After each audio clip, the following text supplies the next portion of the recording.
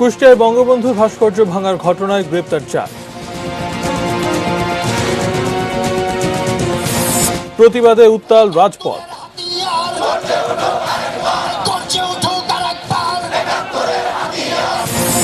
ভুটানের সঙ্গে প্রথম অগ্রাধিকারমূলক বাণিজ্য চুক্তি সই। দেশে আরো ৩১ জনের মৃত্যু, ভারতে ফাইজারের টিকা ছাড়পত্রের আবেদন। এবং সাবেক সেনা কর্মকর্তা হাসান সারওয়ার্দির কাছে তথ্য চেয়েছে দুদক।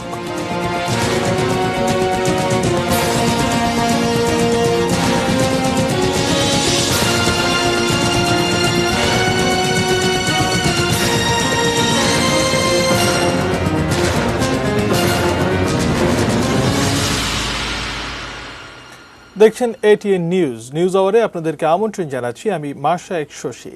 সংবাদ শিরোনাম শুনছিলেন। VSL Angle Channel HB VSL Bikrampur steel limited. এবার বিস্তারিত। কুষ্টিয়ায় জাতির জনক বঙ্গবন্ধু শেখ মুজিবুর রহমানের ভাস্কর্য ভাঙচুরের ঘটনা ঘটিয়েছে স্থানীয় ইবনে মাসুদ মাদ্রাসার 2 ছাত্র। এ ঘটনায় ওই মাদ্রাসার 2 শিক্ষকেরও সম্পৃক্ততা পেয়ে মোট 4 জনকে গ্রেপ্তার করেছে পুলিশ। আর স্বরাষ্ট্রমন্ত্রী জানিয়েছেন, এ ঘটনায় উস্কানি দাতাদেরও চিহ্নিত করা হয়েছে। গত শুক্রবার রাত 2:16 2 মাদ্রাসা ছাত্র কুষ্টিয়া শহরের 5 রাস্তার মোড়ে নির্মাণাধীন বঙ্গবন্ধুর ভাস্কর্য স্থলে আসে। এরপর ভাস্কর্যের গা ঘেঁষে থাকা মই বেয়ে উপরে ওঠে তারা। ব্যাগ থেকে হাতুড়ি বের করে প্রথমে বঙ্গবন্ধুর হাতের ও পরে মুখের অংশ ভাঙচুর করে। প্রায় 9 মিনিট পর ওই মই দিয়েই নেমে হেঁটে চলে যায় তারা। পুলিশ ওই ঘটনার 23 ঘন্টা পর 2 মাদ্রাসা ছাত্র সহ মোট 4 জনকে গ্রেপ্তার করেছে। রোববার বিকেল 3:30টায় কুষ্টিয়া পুলিশ লাইন্সের সম্মেলন কক্ষে সংবাদ সম্মেলনে এই তথ্য জানান খুলনা রেঞ্জ পুলিশের ডিআইজি ডক্টর খন্দকার মহিদুদ্দিন।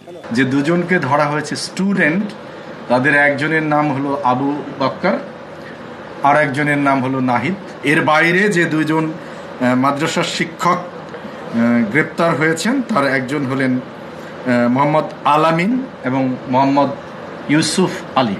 তারা এই বিষয়টি জানতেন এবং তারা এই বিষয়ে তাদেরকে সহযোগিতা করেছেন, এমনকি এই ঘটনা ঘটানোর পরে তাদেরকে এখান থেকে পালিয়ে যেতে সহায়তা করেছেন।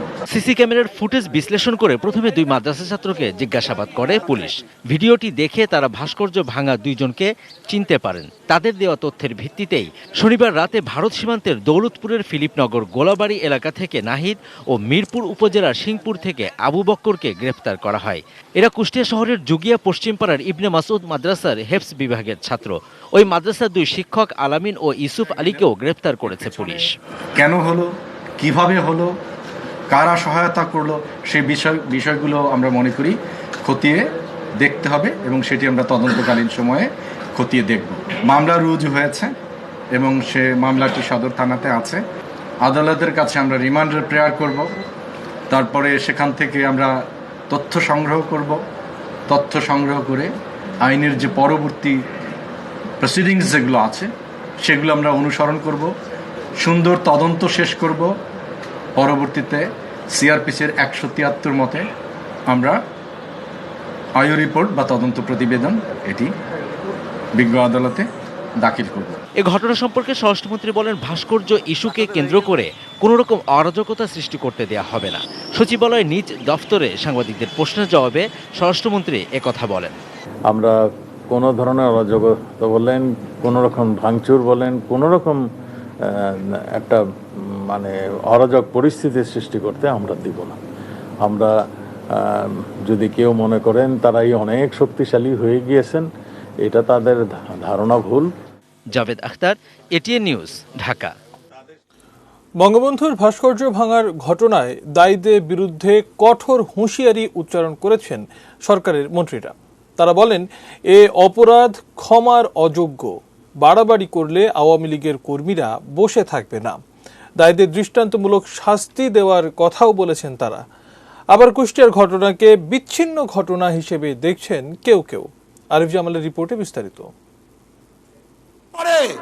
কার ভাস্কর্য নামে মূর্তি স্থাপন করতে দেয়া হবে না। বঙ্গবন্ধুর ভাস্কর্য নির্মাণের বিরোধিতা এবং তাকে অবমাননা করে উগ্রপন্থী মৌলবাদী গোষ্ঠীর বক্তব্য আসছে অনেক দিন ধরেই। তবে এজন্য কারো বিরুদ্ধে কোনো ব্যবস্থা নেওয়া হয়নি। সরকারের মন্ত্রীরা ব্যস্ত ছিলেন মূর্তি আর ভাস্কর্যের পার্থক্য বোঝাতে। এই বিষয়টা নিয়ে আমরা এগুলো পর্যবেক্ষণ করছি। তারা ক্ষুদ্র একটি অংশ, সুতরাং এটিকে খুব বেশি গুরুত্ব দিয়ে দেখার প্রয়োজন আছে বলে আমরা মনে করি না। কুষ্টিয়ায় বঙ্গবন্ধুর নির্মাণাধীন ভাস্কর্য ভাঙার পর প্রতিরোধের ডাক মন্ত্রীদের কণ্ঠে। আওয়ামী লীগের সাধারণ সম্পাদক এবং সড়ক পরিবহন ও সেতু মন্ত্রী ওবায়দুল কাদের বলেছেন, বঙ্গবন্ধুর ভাস্কর্যের অবমাননার অর্থ হচ্ছে সংবিধানকে অবমাননা করা। জাতির পিতার ভাস্কর্যের অবমাননা মানে আমাদের চেতনার মর্মমূলে আঘাত হানা। আমি উগ্রবাদী গোষ্ঠীকে স্পষ্টভাবে বলতে চাই, আপনারা অনেক করেছেন, এনাফ ইজ এনাফ। রোববার নিজে সরকারি বাসভবন থেকে নরসিংদী জেলা আওয়ামী লীগের বর্ধিত সভায় ভিডিও কনফারেন্সে যুক্ত হয়ে সংশ্লিষ্টদের সতর্ক করে দিয়ে তিনি বলেন, দলীয় কর্মীদের এখনো নিয়ন্ত্রণে রেখেছেন তারা। দেশে লাখ লাখ কর্মী আজ ক্ষুব্ধ। আমরা কর্মীদের হৃদয়ের আবেগ অনুধাবন করি। আমরা আমাদের কর্মীদের এখনো নিয়ন্ত্রণে রেখেছি। আর বাড়াবাড়ি করলে বাংলাদেশ আওয়ামী লীগের কর্মীরা ঘরে বসে চুপ করে থাকবে না। তথ্যমন্ত্রী ডক্টর হাসান মাহমুদ বলেছেন, জনগণ ফুঁসে উঠলে কেউ রেহাই পাবে না। জাতীয় প্রেস ক্লাবে হোসেন শহীদ সোহরাওয়ার্দীর মৃত্যুবার্ষিকীর আলোচনায় একথা বলেন তিনি। বঙ্গবন্ধুর ভাস্কর্যের উপর যারা আঘাত হেরেছে তাদেরকে খুঁজে বের করে দৃষ্টান্তমূলক শাস্তি দেওয়া জনগণের দাবি। তাদেরকে শাস্তি পেতেই হবে। স্থানীয় সরকার মন্ত্রী তাজুল ইসলাম বঙ্গবন্ধুর ভাস্কর্য ভাঙার ঘটনাকে দুঃখজনক এবং দুর্ভাগ্যজনক বলে মন্তব্য করেছেন। সচিবালয়ে এ নিয়ে কথা বলেন তিনি। এর আগে ঢাকায় নিযুক্ত তুরস্কের রাষ্ট্রদূত মন্ত্রীর সঙ্গে সৌজন্য সাক্ষাৎ করেন। এটা আসলে একটা দুর্ঘটনা বা বিচ্ছিন্ন ঘটনা। এটাকে সরকার অত্যন্ত সতর্কতার সহিত লক্ষ্য করছে এবং এটা অত্যন্ত দুঃখজনক। Arif Jamal, ATN News, Dhaka. বঙ্গবন্ধুর ভাস্কর্য ভাঙার প্রতিবাদে উত্তাল রাজপথ। রোববার রাজধানীর বিভিন্ন স্থানে আওয়ামী লীগ ও সহযোগী সংগঠন বিভিন্ন কর্মসূচি পালন করে। এসব বিক্ষোভ কর্মসূচি থেকে যেখানেই সাম্প্রদায়িক অপশক্তি, সেখানেই প্রতিরোধের ঘোষণা দেওয়া হয়েছে। কুষ্টিয়ায় বঙ্গবন্ধুর ভাস্কর্য ভাঙার প্রতিবাদে ফুঁসে উঠেছে আওয়ামী লীগ নেতাকর্মীরা। রোববার সকাল থেকে দলটির সহযোগী সংগঠনগুলো রাজপথে বিক্ষোভ দেখিয়েছে। আওয়ামী লীগের অন্যতম সহযোগী সংগঠন যুবলীগের নেতাকর্মীরা বিকেলে বঙ্গবন্ধু এভিনিউয়ে বিক্ষোভ কর্মসূচি পালন করে। সেখান থেকে সাম্প্রদায়িক অপশক্তির বিরুদ্ধে কঠোর হুঁশিয়ারি দেওয়া হয়। আবারও সময় আসছে এই মৌলবাদ, রাজাকার, যুদ্ধ অপরাধী খালেদা জিয়া, নিজামীদের হাত থেকে আমরা এই দেশকে মুক্ত করব এবং আজকে থেকে যুব সমাজকে আপনাদের শপথ করতে হবে, বাংলাদেশের টেকনাফ থেকে তেতুলিয়া, রূপসা থেকে পাতুরিয়া, যেখানেই এই মৌলবাদ পাবো সেখানেই আমরা এর তাদের প্রতিহত করব। তাদের এত বড় স্পর্ধা, তারা আমাদের জাতির অস্তিত্বের হাতে জাতির জনককে অপমান করেছে। আর কোন ভুল আমরা করতে চাই না। ওই কাল শব্দের মাথা তুলতে দেওয়া হবে না। খালেদা, তারেক রহমান, রাজাকারদের মাথা তুলতে দেওয়া হবে না। শিকড় উপড়ে ফেলতে হবে, সবলে উপড়ে ফেলতে হবে। বিক্ষোভে অংশ নেওয়া নেতাকর্মীরা বলছেন, বঙ্গবন্ধুর ভাস্কর্য ভেঙে যে ধৃষ্টতা দেখিয়েছে সাম্প্রদায়িক অপশক্তি, তা কোনোভাবেই মেনে নেওয়া সম্ভব না।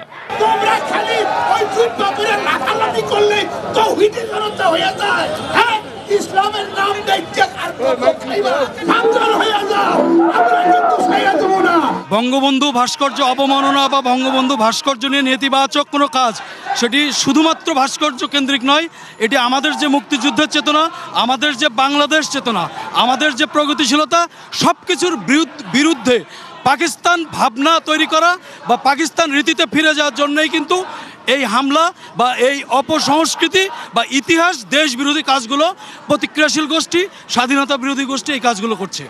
ভাস্কর্য ইস্যুতে শুরু থেকে মাঠে ছিল ছাত্রলীগ। রোববার দুপুরে সংগঠনটি ঢাকা বিশ্ববিদ্যালয়ে বিক্ষোভ সমাবেশ করে। সেখানে সংগঠনটির নেতাকর্মীরা বঙ্গবন্ধুর ভাস্কর্য ভাঙায় জড়িতদের শাস্তির দাবি জানান। আমরা তোদেরকে তুই করে সম্বোধন করবো এই কারণেই এছাড়া রাজধানীতে প্রতিবাদ কর্মসূচি পালন করেছে ঢাকা মহানগর আওয়ামী লীগ, জাতীয় শ্রমিক লীগ, যুব মহিলা লীগ সহ আওয়ামী লীগের বিভিন্ন সহযোগী সংগঠন। মহসিন কবির, এটিএন নিউজ, ঢাকা। বঙ্গবন্ধুর ভাস্কর্য ভাঙচুর ও অবমাননার প্রতিবাদে দেশে বিদেশে বিক্ষোভ ও প্রতিবাদ জানিয়েছে আওয়ামী লীগ ও এর অঙ্গ সংগঠন সহ বিভিন্ন সংগঠন। নানা আয়োজনে দায়ীদের দৃষ্টান্তমূলক শাস্তির দাবি জানানো হয়েছে। বিস্তারিত মফিদুল তপু রিপোর্টে। প্রণোদনা প্যাকেজ বাস্তবায়নের মাধ্যমে করোনা মহামারী সামলে দেশের অর্থনীতি যখন পূর্ণ মাত্রায় গতি সঞ্চার করছে, দ্রুতগতিতে এগিয়ে চলছে পদ্মা সেতু, মেট্রো রেল সহ ছোট বড় 54টি মেগা উন্নয়ন প্রকল্প, ঠিক তখনই শান্ত রাজনীতির মাঠ উত্তপ্ত করার চেষ্টা ধর্মীয় মৌলবাদীদের। দেশ জুড়ে ছড়িয়ে থাকা অসংখ্য নান্দনিক ও ঐতিহাসিক ভাস্কর্য অপসারণ এবং ভাঙচুরের হুমকি কাঠমোল্লাদের। তার মূর্তি তৈরি করে রাস্তার মনে মনে স্থাপন, এটা বঙ্গবন্ধুর আত্মার সঙ্গে গাদ্দারির শামিল। এসব উস্কানির মধ্যেই শনিবার ভোররাতে কুষ্টিয়ায় বঙ্গবন্ধুর ভাস্কর্য ভাঙচুর করে দুর্বৃত্তরা। এ ঘটনায় ক্ষোভে ফুঁসে উঠেছে প্রগতিশীল উদার মানসিকতার মানুষজন। রোববার দেশজুড়ে বিক্ষোভ মিছিল, সমাবেশ, মানববন্ধন সহ নানা ধরনের প্রতিবাদ কর্মসূচি পালিত হয়। রোববার সকাল থেকে টাঙ্গাইল, মানিকগঞ্জ, ফরিদপুর, শরীয়তপুর, ঝিনাইদহ, চাঁদপুর, পিরোজপুর, ঝালকাঠি, বরিশাল, খুলনা, পাবনা, নাটোর, কুড়িগ্রাম, বগুড়া সহ একযোগে সারা দেশে প্রতিবাদ কর্মসূচি পালন করে আওয়ামী লীগ ও তার অঙ্গ এবং সহযোগী সংগঠন। এছাড়া বিভিন্ন সামাজিক, সাংস্কৃতিক ও পেশাজীবী সংগঠনও বিক্ষোভ প্রদর্শন কর্মসূচি পালন করে বিভিন্ন জেলায়। এসব প্রতিবাদ সমাবেশ থেকে মৌলবাদীদের রুখে দেওয়ার প্রত্যয় জানান বিক্ষোভকারীরা। আমরা এই ব্যাপারে কোনো ছাড় দেব নাই। ওই ৭১-এর পরাজিত সৈনিকদের যে বাংলাদেশের মাটিতে আপনাদের কোনো স্থান হবে না। কুষ্টিয়ায় প্রতিবাদ ও বিক্ষোভ সমাবেশে অংশ নেন আওয়ামী লীগের যুগ্ম সাধারণ সম্পাদক, সংসদ সদস্য মাহবুবুল আলম হানিফ। তিনি বলেন, মৌলবাদীরা বঙ্গবন্ধুর ভাস্কর্যের উপর হামলা করে বাংলাদেশের অস্তিত্বে হামলা করেছে। ঈদের মূল লক্ষ্য কিন্তু এরা আসলে ধর্ম নয়, এরা হচ্ছে ৭১-এর পরাজিত শক্তি, যারা আজকে আপনারা দেখুন সেই হেফাজত ইসলাম বা অন্য যে সমস্ত খেলাফত মজলিস বা যারা যে সমস্ত ধর্মভিত্তিক দলগুলো আছে, প্রত্যেকটা দলের শীর্ষ পর্যায়ের নেতা তারা হয় নিজেরা রাজাকার ছিল অথবা রাজাকার পরিবারের সন্তান। শুধু দেশেই নয়, প্রবাসেও ভাস্কর্য ভাঙচুর ও বঙ্গবন্ধুকে অবমাননার প্রতিবাদে হয়েছে বিক্ষোভ সমাবেশ। শনিবার রাতে মার্কিন যুক্তরাষ্ট্রের নিউ ইয়র্কে জ্যাকসন হাইটসে সমাবেশের আয়োজন করে মুজিব সেনার New York. Mofidul Topu, ATN News. যাচ্ছি অন্যান্য সংবাদে। ভুটান চাইলে চট্টগ্রাম, মোংলা ও পায়রা সমুদ্র বন্দর এবং সৈয়দপুর বিমানবন্দর ব্যবহারের সুযোগ পাবে, জানিয়েছেন প্রধানমন্ত্রী শেখ হাসিনা। প্রথম দেশ হিসেবে ভুটানের সঙ্গে অগ্রাধিকারমূলক বাণিজ্য চুক্তি বা পিটিএতে স্বাক্ষর অনুষ্ঠানে একথা জানান তিনি। অন্যদিকে ভুটানের প্রধানমন্ত্রী ডক্টর লোটে টি শেরিং বলেন, এই চুক্তির মাধ্যমে দুই দেশের সম্পর্কের নতুন যুগের সূচনা হলো। আমদানি রপ্তানি বাণিজ্যের নতুন যুগে প্রবেশ করছে বাংলাদেশ। বাংলাদেশের স্বাধীনতার স্বীকৃতি প্রদানকারী প্রথম দেশ ভুটানের সঙ্গে রবিবার অগ্রাধিকারমূলক বাণিজ্য চুক্তি বা পিটিএতে স্বাক্ষরের মাধ্যমে এই ইতিহাস তৈরি হলো। পিটিএ হচ্ছে এমন একটি চুক্তি যার অধীনে দুই দেশের মধ্যে নির্ধারিত পণ্যে শুল্ক ও কোটামুক্ত আমদানি রপ্তানি হয়ে থাকে। এর আগে কোনো দেশের সঙ্গে বাংলাদেশের এই ধরনের চুক্তি নেই। বাংলাদেশের প্রধানমন্ত্রী শেখ হাসিনা এবং ভুটানের প্রধানমন্ত্রী ডক্টর লোটে টি শেরিং ভার্চুয়ালি এই চুক্তি স্বাক্ষর অনুষ্ঠানে উপস্থিত ছিলেন। পিটিএ স্বাক্ষরের মধ্য দিয়ে মোট ১০০টি পণ্য ভুটানের শুল্কমুক্ত সুবিধায় রপ্তানির সুবিধা পাবে বাংলাদেশ। একইভাবে ৩৪টি পণ্য শুল্কমুক্ত সুবিধায় বাংলাদেশে রপ্তানির সুযোগ পাবে ভুটান। স্বল্পোন্নত দেশের তালিকা থেকে বের হয়ে আসলে এলডিসি হিসেবে বাংলাদেশি পণ্য বিশ্ববাজারে যে শুল্কমুক্ত সুবিধা পায় তা আর থাকবে না। কিন্তু যেসব দেশের সঙ্গে বাংলাদেশ পিটিএ করবে সেখানে এই সুবিধা বহাল থাকবে। ভুটানের প্রধানমন্ত্রী বললেন, বাংলাদেশ ও ভুটানের মধ্যে সম্পর্কটা কতটা সৌহার্দ্যপূর্ণ এই চুক্তি তা আবারও প্রমাণ করল। We can see that Bangladesh is making an impressive economic recovery from the pandemic. Congratulations for that. Despite all the challenges, Bangladesh has shown immense support to Bhutan. This is a demonstration of the high importance the government of Bangladesh places to Bhutan. অন্যদিকে স্বাধীনতা সংগ্রামে ভুটানের অবদানের কথা উল্লেখ করে প্রধানমন্ত্রী শেখ হাসিনা বললেন, ভুটানের অগ্রগতিতে সবসময় পাশে থাকবে বাংলাদেশ। এমনকি পণ্য আনা নেওয়ার প্রয়োজনে বাংলাদেশের সমুদ্র, স্থল ও বিমানবন্দরও ব্যবহার করতে পারবে Bhutan. Tilmar and Naranganj, Pangao is open to you. Not only that, our 3 ports, Chittagong, Mongla, Paira, any place Bhutan want, you can use it. I offer you to that. Our airport, Soedpur, it is also, we are developing as a regional airport. So for Bhutan, it is open.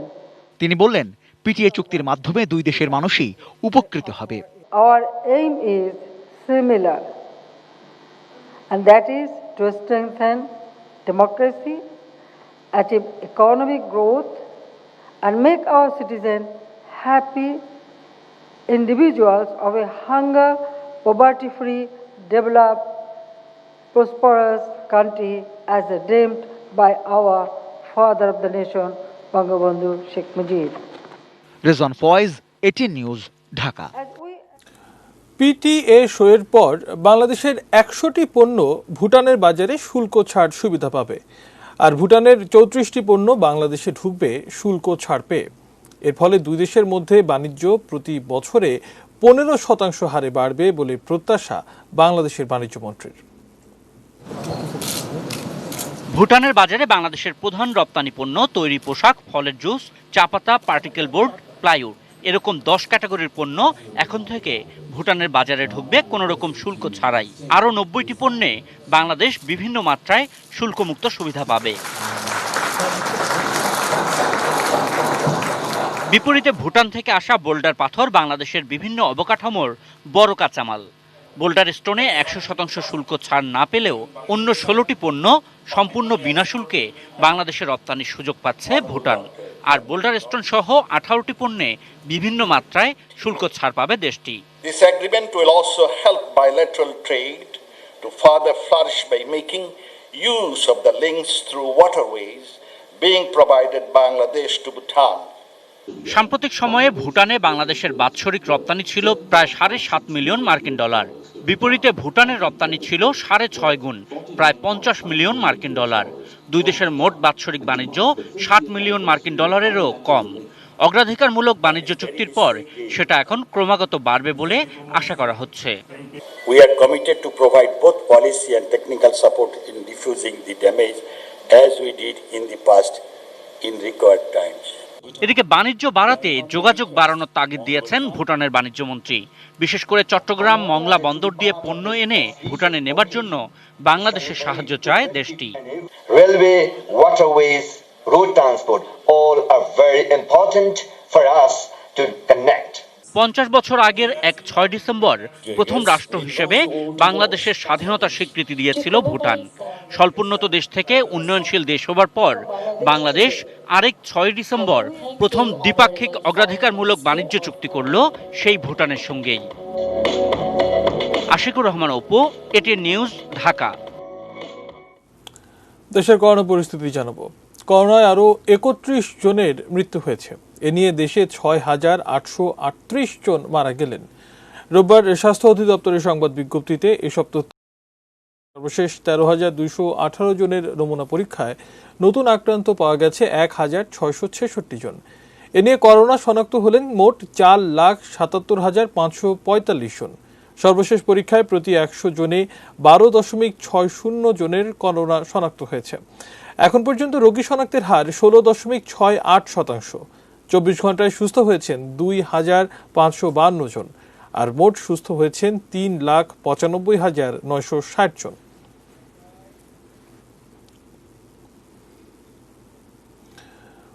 জরুরি ভিত্তিতে নিজেদের vaccine অনুমোদনের জন্য আবেদন করেছে যুক্তরাষ্ট্রের টিকা প্রস্তুতকারক প্রতিষ্ঠান ফাইজার। যুক্তরাজ্য ও বাহরাইনে ফাইজার বায়োএনটেকের তৈরি টিকা ছাড়পত্র পেয়েছে। মঙ্গলবার থেকে যুক্তরাজ্যে টিকাদান শুরু হবে। আর ভারতে টিকাটির ছাড়পত্র পেতে drugs controller general of India বা DCGI এর কাছে আবেদন করেছে প্রতিষ্ঠানটি। এছাড়া ভারতীয়দের উপর টিকার ক্লিনিক্যাল ট্রায়াল চালানোর অনুমতিও চেয়েছে ফাইজার। শুক্রবার ভারতের প্রধানমন্ত্রী নরেন্দ্র মোদী বলেছিলেন 3টি আলাদা টিকা ট্রায়াল চূড়ান্ত পর্যায়ে রয়েছে, কয়েক সপ্তাহের মধ্যেই টিকা তৈরি হয়ে যাবে। গবেষণায় দেখা গেছে ফাইজার বায়োএনটেকের টিকা পার্শ্ব প্রতিক্রিয়া ছাড়া 90 থেকে 95% কার্যকর। অতি সংকটাপন্ন রোগীদের ক্ষেত্রে এই টিকা 100% কার্যকর। তবে এই টিকা সংরক্ষণ করতে হয় হিমাঙ্কের 70 ডিগ্রি সেলসিয়াস নিচে। ভারতে অন্য যে টিকাগুলোর ট্রায়াল চলছে তা হিমাঙ্কের 2 থেকে 8 ডিগ্রি সেলসিয়াসের নিচে সংরক্ষণ করতে হয়।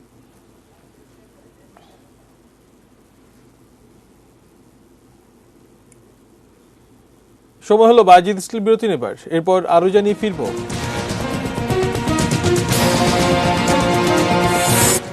মাধবপুরে বগি লাইনচ্যুত, রেল যোগাযোগে বিচ্ছিন্ন সিলেট। এবং সোয়ারীঘাটে মাছের আড়ত উঠছে।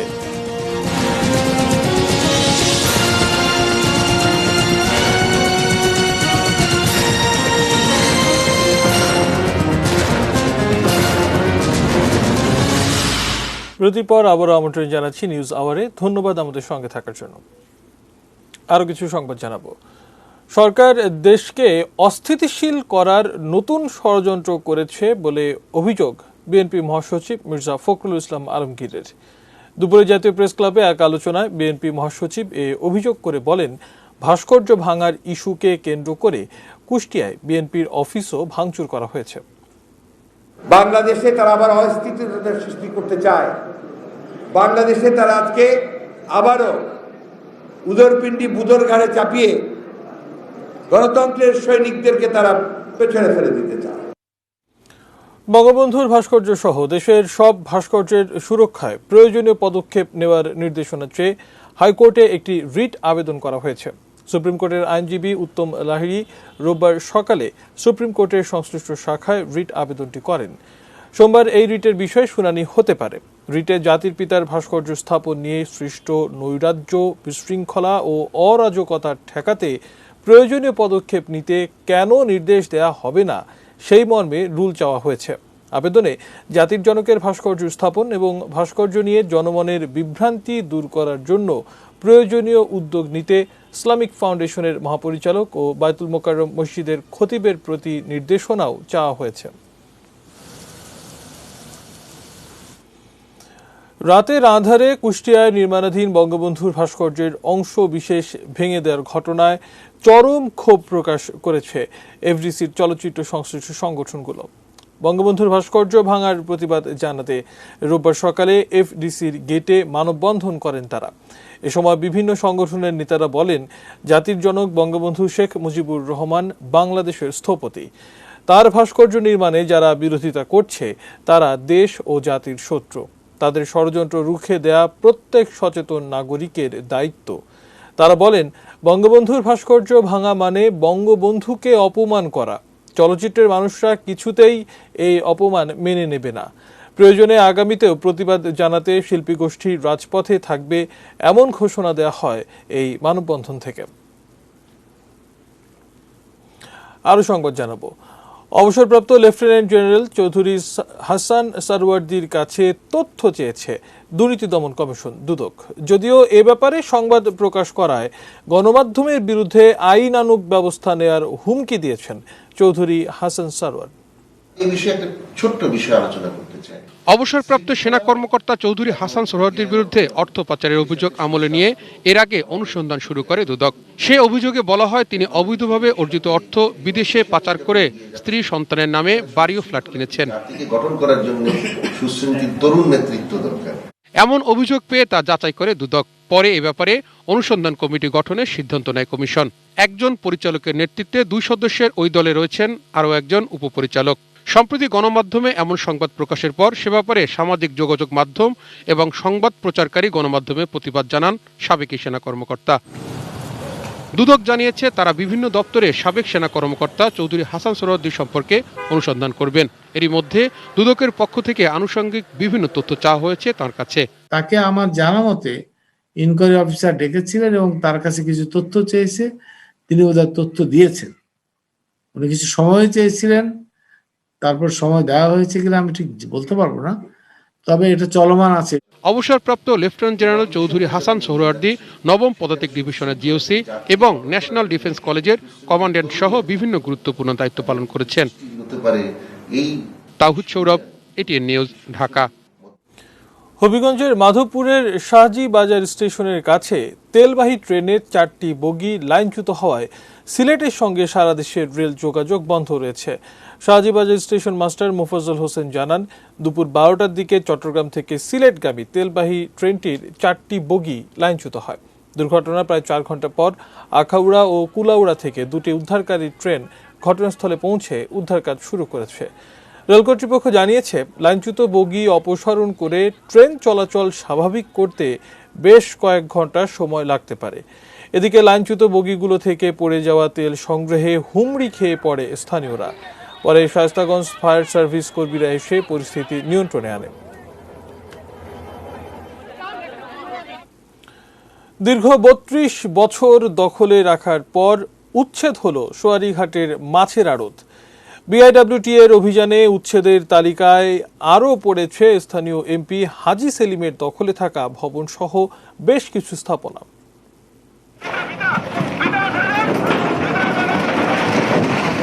বুড়িগঙ্গার দুই পারে নদীর জমি দখলমুক্ত করতে এবার বেশ জোর প্রস্তুতি নিয়ে মাঠে নেমেছে বিআইডব্লিউটিএ। নদীর জমি দখলমুক্ত করার এই অভিযানে রোববার সকাল 11টার দিকে সোয়ারীঘাট এলাকায় অভিযান শুরু করে বিআইডব্লিউটিএ। অভিযান শুরুর আগে অনেকেই নিজেদের স্থাপনার কিছু অংশ ভেঙে নেয়। এর মধ্যে স্থানীয় সংসদ সদস্য হাজী সেলিমের একটি স্থাপনাও ছিল। তবে এই এলাকায় অবস্থিত সাংসদের চাঁদ সর্দার কোল্ড স্টোরেজের সামনে অবস্থিত স্থাপনা উচ্ছেদের তালিকায় পড়লেও এই প্রতিষ্ঠানটি নদীবন্দরের সীমানার বাইরে বলে জানায় বিআইডব্লিউটিএ এর কর্মকর্তারা। অনেকে আবার এই উচ্ছেদ বন্ধ করতে দখলের পক্ষে কোর্টে মামলার কাগজ নিয়েও হাজির হন। তবে নদীর জায়গা দখল করে যে সকল অবৈধ স্থাপনা এলাকায় গড়ে উঠেছিল তার অধিকাংশই এদিন ভেঙে ফেলা হয়।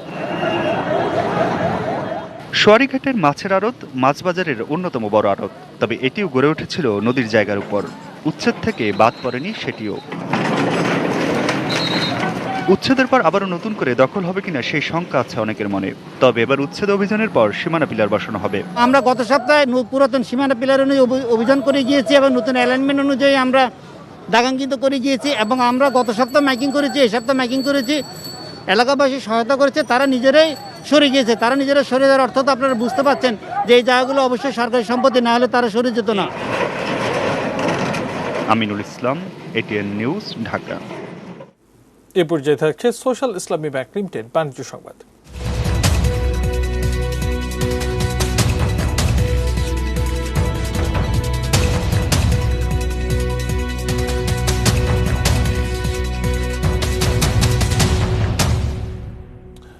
করোনাকালে চাকরি হারিয়েছেন এমন দরিদ্র বেকারদেরকে রিস্কিলিং এর লক্ষ্যে বেসরকারি সংগঠন ইউসেপ বাংলাদেশের সঙ্গে চুক্তি স্বাক্ষর করেছে স্ট্যান্ডার্ড চার্টার্ড ব্যাংক।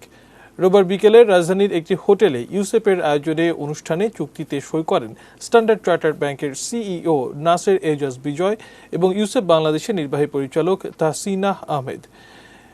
চুক্তি অনুযায়ী প্রশিক্ষণের মাধ্যমে দক্ষতা বৃদ্ধির পর 300 বেকারকে চাকরি দেওয়া হবে।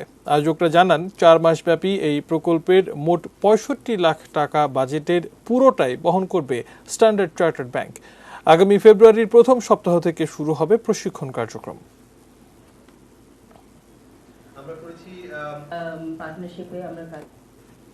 এবারে থাকছে মেটাল প্রেজেন্টস কৃষি সংবাদ সুজলা সুফলা।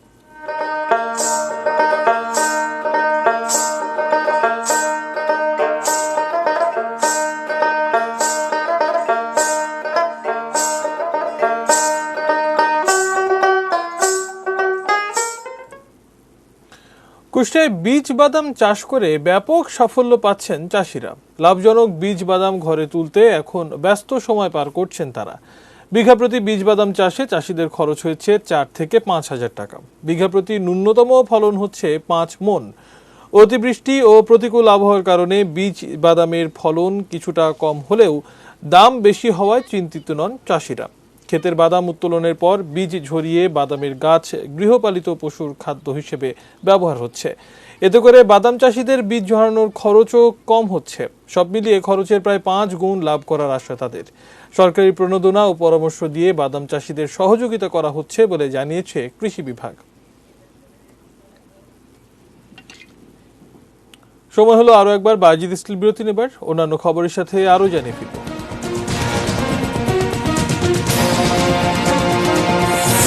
ফাইজারের করোনা টিকা নেবেন রানী এলিজাবেথ।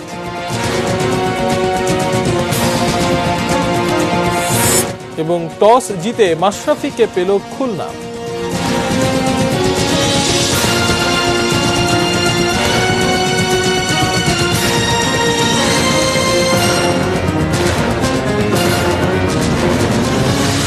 নিউজ আওয়ারের আয়োজনে আজকে আমরা বিরতির পর আবারও আমন্ত্রণ জানাচ্ছি।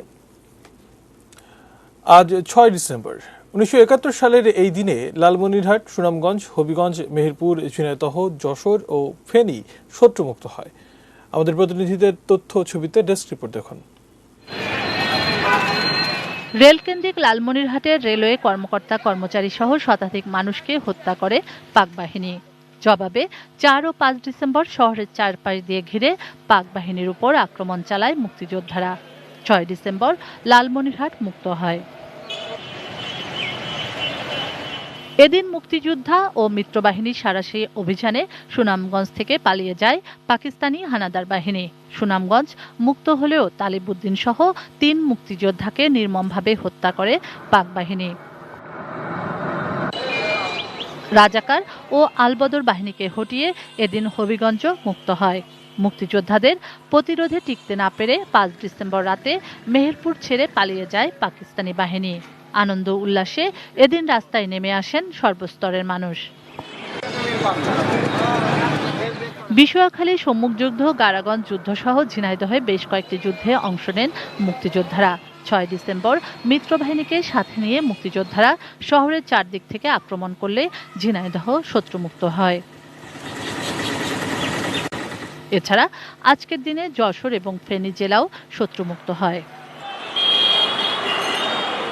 শুক্লা সরকার, ডেস্ক রিপোর্ট, এটিএন নিউজ। কুমিল্লায় যুবলীগ কর্মী জিলানী হত্যা মামলার অন্যতম আসামি আব্দুল্লাহ আল মামুন শহীদের প্রকাশ্যে বিক্ষোভ মিছিলে অংশ নেওয়া এবং বক্তব্য দেওয়ার ঘটনায় নগর জুড়ে তোলপাড় শুরু হয়েছে।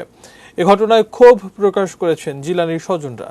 বিকেলে কুমিল্লা মহানগর যুবলীগের উদ্যোগে বঙ্গবন্ধুর ভাস্কর্য ভাঙার প্রতিবাদে বিক্ষোভ ও প্রতিবাদ মিছিল বের করা হয়। ওই মিছিলে নেতৃত্ব দেন জিলানী হত্যা মামলার 12 নম্বর আসামি কুমিল্লা মহানগর যুবলীগের আহ্বায়ক আব্দুল্লাহ আল মাহমুদ শহীদ। পুলিশ ও গোয়েন্দা সংস্থার সদস্যদের উপস্থিতিতে প্রতিবাদ সমাবেশে বক্তব্য রাখেন আসামি শহীদ। এ ঘটনায় নিহত জিলানীর ভাই ইমরান হোসেন চৌধুরী ক্ষোভ প্রকাশ করেছেন। তিনি ও তার পরিবার হুমকির মুখে আছেন বলে জানান তিনি। তবে মামলার তদন্ত কর্মকর্তা পিবিআই এর পরিদর্শক বিপুল দেবনাথ মুঠোফোনে জানান, মামলাটি তদন্তাধীন বলে কিছু বলা যাচ্ছে না। গত 11 নভেম্বর সকালে কুমিল্লার পুরাতন চৌয়ারা বাজারে যুবলীগ কর্মী জিল্লুর রহমান চৌধুরী জিলানীকে প্রকাশ্যে কুপিয়ে হত্যা করে সন্ত্রাসীরা।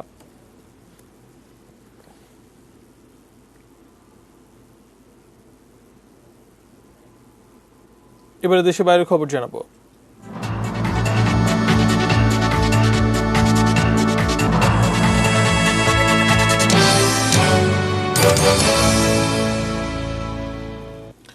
ফাইজারের তৈরি করোনা টিকা নেবেন রানী দ্বিতীয় এলিজাবেথ এবং তার স্বামী প্রিন্স ফিলিপ। তবে তাদের শরীরে করোনার কোনো লক্ষণ নেই। মানুষকে টিকা নিতে উদ্বুদ্ধ করতেই তারা টিকা নেবেন। মঙ্গলবার থেকে যুক্তরাজ্যে ফাইজার বায়োএনটেকের টিকা প্রয়োগ শুরু হবে। দেশটিতে বয়স ও ঝুঁকি বিবেচনায় নিয়ে টিকার অগ্রাধিকার নির্ধারণ করা হয়েছে। সবার আগে টিকা পাবেন বৃদ্ধাশ্রমের বাসিন্দা, সেখানকার কর্মী এবং 80 বছরের বেশি বয়সী মানুষ। যুক্তরাজ্যে এখন পর্যন্ত 17,10,379 জন করোনা রোগী শনাক্ত করা হয়েছে। করোনায় মারা গেছেন 61,111 জন। জরুরি ভিত্তিতে প্রয়োগের জন্য ফাইজারের টিকা প্রয়োগে ছাড়পত্র দিয়েছে দেশটির নিয়ন্ত্রক সংস্থা। এ পর্যায়ে থাকছে ক্লেমন স্পোর্টস নিউজ।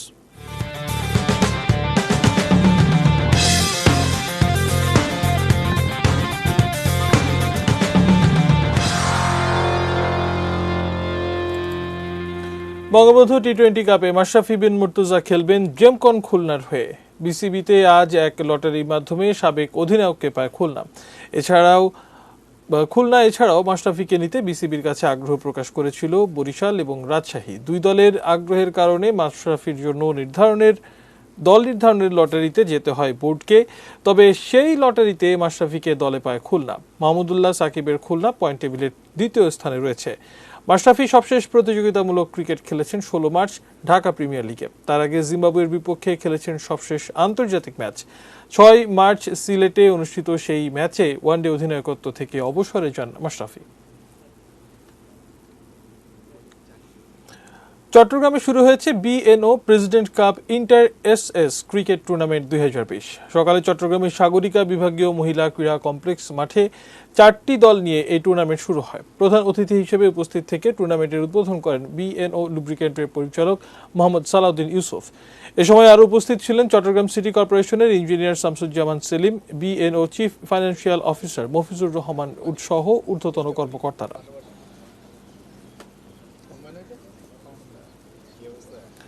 এবার এক নজরে শিরোনামগুলো জানিয়ে দিচ্ছি আরো একবার।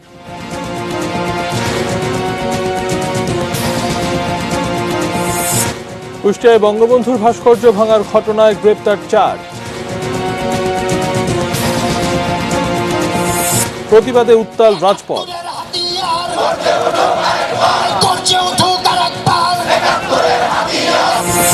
ভুটানের সঙ্গে প্রথম অগ্রাধিকারমূলক বাণিজ্য চুক্তি সই। দেশে আরও 31 জনের মৃত্যু, ভারতে ফাইজারের টিকা ছাড়পত্রের আবেদন। সাবেক সেনা কর্মকর্তা হাসান সারওয়ার্দির কাছে তথ্য চেয়েছে দুদক। মাধবপুরে বগি লাইনচ্যুত, রেল যোগাযোগে বিচ্ছিন্ন সিলেট। সোয়ারীঘাটের মাছের আড়ত উচ্ছেদ।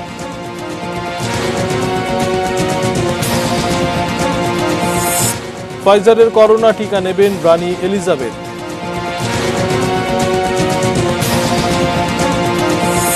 এবং টস জিতে মাশরাফিকে পেল খুলনা।